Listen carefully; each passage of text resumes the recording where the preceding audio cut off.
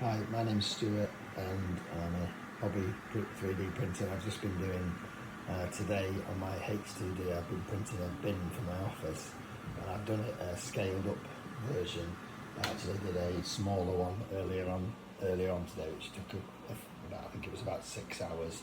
Quite incredible, and something that's printed in Vase mode, so it has a rim, but without the rim it's incredibly flexible and flimsy, and then you put the rim on top of it and suddenly it's really sturdy. You know, it's quite amazing how that works. So I've done myself a much bigger one to put in my office here. So I thought quite impressive that it can print something so big, and I don't think I've ever printed anything this tall.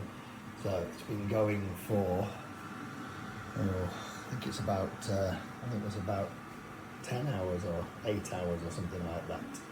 And it's got a few minutes, 24 minutes to run, so I'm going to leave it now and go to bed, and hopefully in the morning it'll have finished and I'll have an office bin. But very impressive, and the quality of it is really good, really good. And it looks fantastic. I have been having a couple of issues with my H2D where some of the prints coming out of it weren't as good as my Qidi Plus 4, which I've mentioned before, but there is the other way around. Now my Qidi wasn't great, but I changed the nozzle on it and it's been printing a lot better.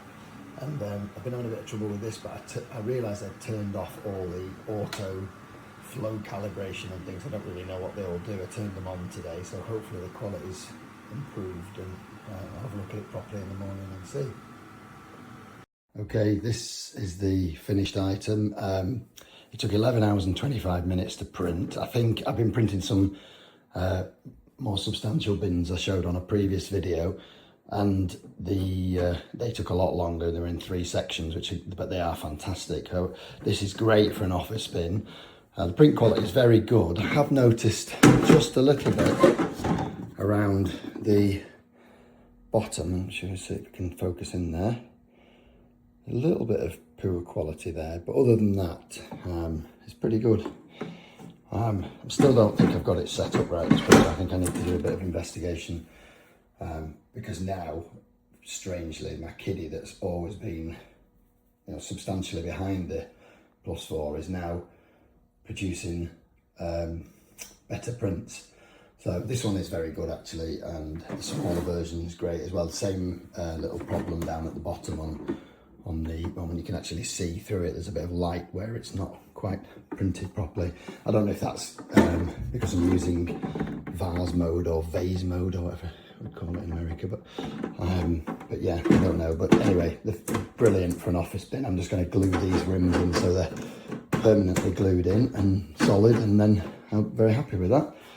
And just while I'm on the subject, here's something else I printed this week. I printed a shoe rack for my pairs of scruffy old trainers to sit on, and that was really good, and I found that on Maker World and really like it.